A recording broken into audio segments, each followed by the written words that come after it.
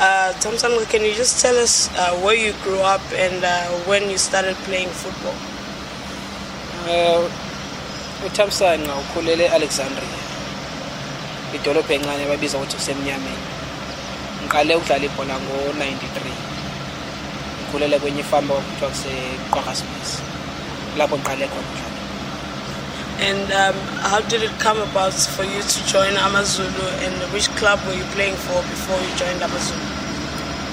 Okwenzekile bengidlala kwi-team ekuthiwa iManchester United kuVodacom e-Eastern Cape.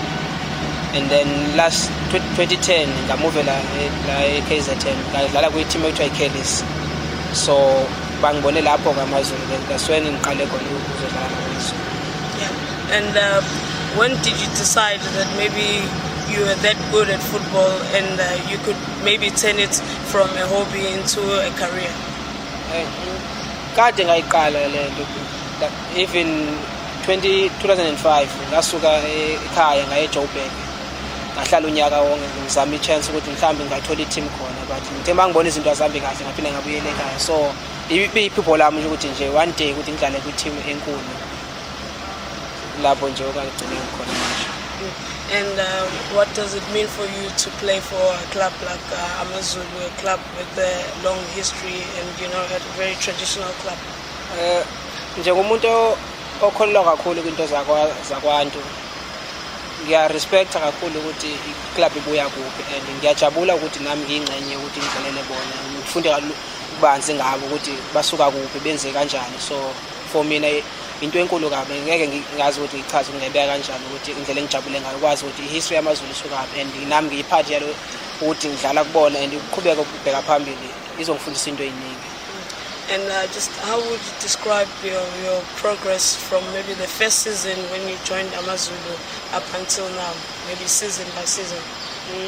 Fika kwami kuqala ngakuthi bangithi ba nervous kancane because angiqala ukufika, but esikhathi sihamba amane ngijwayela and ngabe uzakuthi bengisiza ukuthi no, kumele ngiqine, kumele ngifocus, kumele ngisebenze kanzima bengizoreach le target evele ngiyireachile. And second season ngidlalile and ngidlala ama-game engibala ukuthi nami isizini iphele ngidlale kahle, and le season esiyona nangona singaqalanga kahle, but I'm sure ukuthi isikhathi sihamba sizo-improve and silungise kokwesikwenze wrong.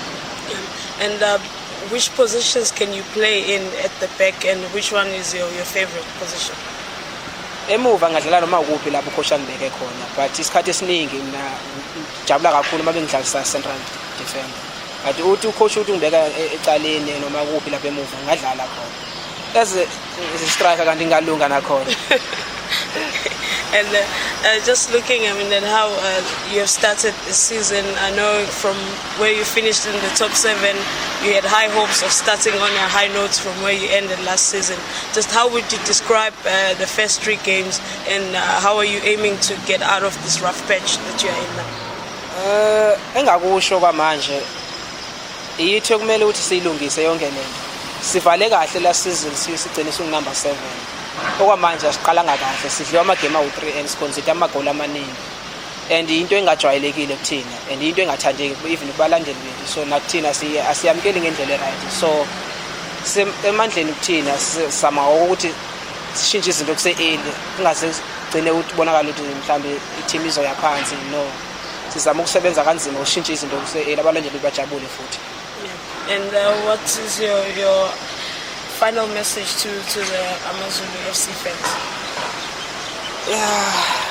Engakusho kwifamily yamaZulu manje siyazi ukuthi isikhathi esinzima kakhulu kuthina, but ngiyacela kubona bonke abalandeli bethu bangalilahli ithemba kuthina, bahlale besupporta njalo. Angeke sibaphoqa, sizohlala sisebenza kanzima ukuthi uzothi bahlale ngabejabulile. So sicela baphume futhi baze stadium bazosupporta size kuze sifike egcineni last game yesizini. So ngeke silahle lithawula manje, kusekude lapho siya khona. Ngiyabonga.